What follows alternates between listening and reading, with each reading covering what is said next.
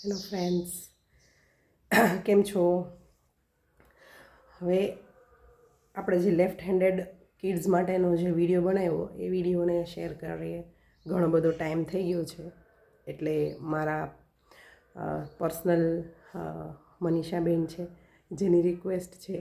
ઘણા બધા મારા એવા પેશન્ટ છે કે જેની રિક્વેસ્ટ છે કે મેડમ તમે આગળનો વિડીયો શેર કરો, કે હવે પ્રોબ્લેમ છે એ અમને ખબર પડી ગઈ છે.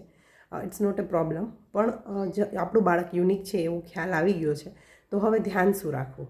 તો આ કોઈ મોટી પ્રોબ્લેમ નથી, બરાબર છે. પરંતુ નાની નાની બાબતનું ધ્યાન રાખવાથી કેવું થશે કે બાળક હંમેશા તમારું સપોર્ટિવ ફીલ કરશે. ઘણી વખત શું થતું હોય છે કે જ્યારે ડાબોળી બાળક હોય છે તો આપણે એ બાળક પોતે પણ વિચારતું હોય છે કે મને તમે સજેસ્ટ કરો છો રાઈટ હેન્ડથી લખો, મને તમે બોલિંગ રાઈટ સાઈડથી કરવાનું કહો છો, અને એ એના વિચારોની અંદર એના ક્લેશ થતા હોય છે, એના વિચારો અંદરથી, બરાબર છે.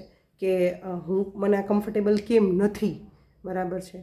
તો ખાસ કરીને એવા બાળકોને થોડોક સપોર્ટ મળી જાય, અને આપણે એઝ અ પેરેન્ટ એટલા માટે જ છીએ કે બાળકને સારો અને સાચો રસ્તો બતાવવા માટે. તો જેમ કે ખ્યાલ આવી ગયો છે કે બાળક હવે લેફ્ટ હેન્ડેડ છે, તો કરવાનું છે શું? તો કરવાનું ધ્યાન ખાસ તો એ છે કે 3 જગ્યાએ ધ્યાન રાખવાનું છે, બરાબર છે. એક તો એની સ્કૂલમાં, બીજું એના પ્લે એરિયા અથવા તો કોઈ એક્સ્ટ્રા ક્લાસીસ કરે છે અથવા તો કોઈ હોબી સેન્ટરમાં જાય છે તો ત્યાં, અને થર્ડ સૌથી મોટી વસ્તુ છે ઘરે, બરાબર છે. તો સ્કૂલમાં શું ધ્યાન રાખી શકીએ? તો સ્કૂલમાં એવું છે કે એના સ્કૂલ ટીચર્સને કે એના એચઓડીને કે એની સાથે મળો, એની સાથે ડિસ્કસ કરો. એની સાથે તમારું બાળક નાનું છે તો પણ તમને જો આઈડિયા આવી ગયો છે તો એની સાથે તમને પણ હજી દાખલા તરીકે ખ્યાલ નથી કે લેફ્ટ હેન્ડેડ છે કે રાઈટ, ક્યારેક રાઈટથી લખે છે, ક્યારેક લેફ્ટથી લખે છે, તો પણ તમે એના સ્કૂલમાં એના ટીચર સાથે આ વસ્તુ ડિસ્કસ કરો કે મને એવું ડાઉટ લાગે છે કે આ લેફ્ટ હેન્ડેડ છે, તમે જરાક એને જોજો. આપણે એને પ્રેશર નથી આપવાનું કે ભાઈ તું રાઈટથી જ લખ કે લેફ્ટથી જ લખ, બરાબર છે. એટલે સ્કૂલમાં ટીચર્સને અવેર કરવાના, એના ક્લાસ ટીચરને અથવા એચઓડીને. બીજી વસ્તુ કે જો બની શકે તો એને રિક્વેસ્ટ કરવાની કે બાળકને લેફ્ટ સાઈડની બેચમાં બેસાડે, મતલબ એની જે પાટલી છે એમાં એને લેફ્ટ સાઈડ બેસાડે. જેનાથી શું થશે કે બાળક રાઈટ સાઈડેડ જો કોઈ બાળક બેઠું છે અને એની રાઈટ સાઈડ એ બેઠું છે, બાળક કોઈ લેફ્ટ સાઈડ છે, તો બંનેના એલ્બો ક્લેશ થવાના પૂરેપૂરા ચાન્સીસ છે.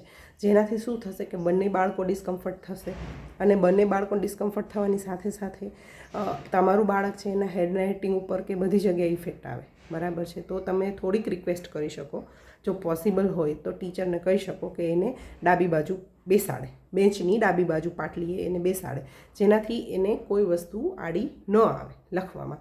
બીજી વસ્તુ કે એવી સીઝર્સ છે, એવા પેન છે કે જે લેફ્ટ હેન્ડેડવાળા બાળકો માટે સ્પેશિયલી બનતા હોય છે. તો આવી વસ્તુઓ હું આમાં લિંક આપીશ.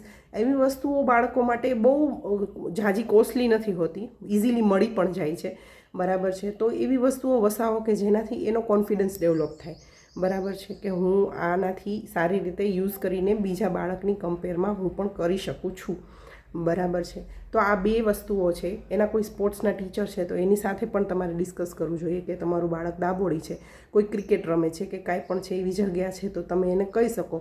બોલ છે, બાસ્કેટબોલ રમતું હોય તો તમે ત્યાં પણ એની સાથે શેર કરી શકો કે મારું બાળક ડાબોળી છે. બીજી વસ્તુ છે એનો પ્લે એરિયા. જેમ સ્કૂલની વાત કરી એવી જ રીતે પ્લે એરિયા છે. કોઈ પણ જગ્યાએ જાય છે, જેમ કે કોઈ કેલિગ્રાફીમાં તમે એને ડ્રોઈંગ માટે મોકલો છો તો ત્યાં ડાબોળી છે તો સર સાથે ડિસ્કસ કરવું કે બાળક ડાબોળી છે, તો એને એ રીતે સ્પેશિયલ ટ્રીટમેન્ટ આપે. બીજી વસ્તુ કે દાખલા તરીકે કોઈ જિમ્નાસ્ટિકમાં જાય છે કે કોઈ દાખલા સિમ્પલ કથક કરાવો છો બાળકને, તો કથકમાં પણ જમણો પગ પહેલાં ઉપડે છે, બરાબર છે. તો તમારે આ વસ્તુને એની સાથે ડિસ્કસ કરવાની છે, નોટ એઝ એ પ્રોબ્લેમ તરીકે ડિસ્કસ નથી કરવાની, પરંતુ યુનિકનેસ તરીકે ડિસ્કસ કરવાની તમારા બાળક સાથે કે આ વસ્તુ તારી સાથે છે, બરાબર છે. તારું લેફ્ટ સાઈડ વધારે તું યુઝ કરે છે, બરાબર છે, એટલા માટે તને પ્રોબ્લેમ થાય છે. એટલું બધું કન્ફ્યુઝ ન થાય બાળક પ્રેશરાઇઝ ન થાય, એન્ઝાયટીમાં ન જાય, ટેન્શનમાં ન જાય. આ બધી વસ્તુઓ એટલા માટે છે. બારે એટલું ધ્યાન રાખી શકો, બરાબર છે. સ્કેટિંગના જે શૂઝ હોય છે એ શૂઝમાં બી એવું છે કે રાઈટ સાઈડેડ એની બ્રેક હોય છે, તો એમાં પણ તમે ધ્યાન રાખી શકો, બરાબર છે. હવે એમાં એવું છે કે દાખલા તરીકે મારો સન છે એ લેફ્ટ હેન્ડેડ છે, પણ એને રાઈટ સાઈડ બ્રેક કમ્ફર્ટેબલ છે, સ્કેટમાં. તો તમે તમારા બાળકને જ પૂછો કે એને જે કમ્ફર્ટેબલ છે એ જ વસ્તુ યુઝ કરે, બરાબર છે. પણ એને જસ્ટ આ વસ્તુ અવેર કરાવી, બરાબર છે, કે આની અંદર કોઈ પણ ફીચર, કોઈ પણ ગેજેટ, કોઈ પણ ટોય લો છો તો એની અંદર જુઓ કે આ રાઇટ હેન્ડેડ માટેનું છે કે આમાં સ્પેશિયલ વસ્તુ છે કે જે આપણે રાઇટ સાઈડથી કરી શકીએ એમ છે. એવા સમયે તમારે એને જસ્ટ અવેર કરવાનું છે. સાવ મોટું બાળક છે તો એ બોલવાનું છે, પણ જ્યારે બાળક નાનું છે આ બધી જ વસ્તુઓ ત્યારે થાય છે કે જ્યારે બાળક નાનું છે ત્યારે કન્ફ્યુઝન થશે, એને એટલું બધું કન્ફ્યુઝ થશે તમારું બાળક કે હું કેમ નથી કરી શકતું, બરાબર છે. અને ત્રીજી અટમોસ્ટ વસ્તુ એ છે કે ઘરે, બરાબર છે, ઘરે મોટા રહેતા હોય છે, બરાબર છે, જે એને કે ભાઈ અગરબત્તી રાઈટ હેન્ડથી કરવાની કે જમવાનું રાઈટ હેન્ડથી હોય છે, લેફ્ટ હેન્ડથી ન જમાય, અથવા નાનકડી એવી વસ્તુઓ છે કે ભાઈ ફ્લશ હોય છે, એનું જેટ સ્પ્રે હોય છે એ રાઈટ સાઈડ હોય છે, તો આ બધી જગ્યાએ એને થોડોક પ્રોબ્લેમ થશે. તો આ બધી જ વસ્તુઓનું ઘરમાં ડિસ્કશન કરવું, મોટાઓ સાથે ડિસ્કશન કરવું, અને આ વસ્તુને બંને એટલી નોર્મલ અને નેચરલ વસ્તુ છે એને તરત એક્સેપ્ટ કરી લેવી, સ્વીકારી લેવી.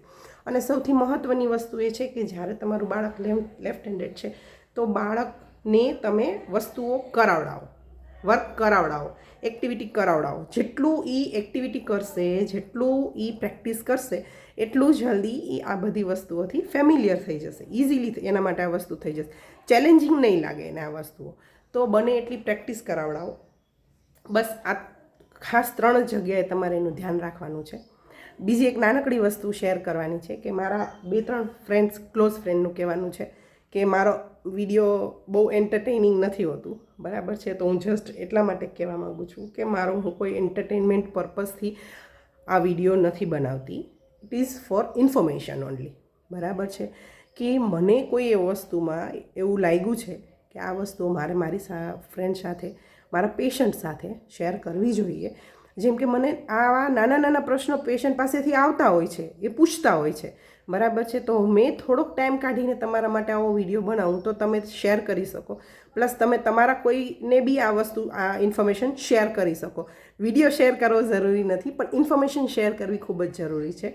તો એટલા માટે these all videos are informative videos, not entertaining videos. Okay.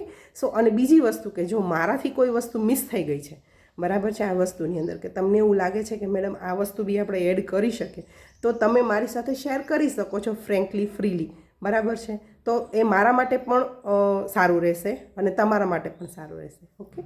So thank you.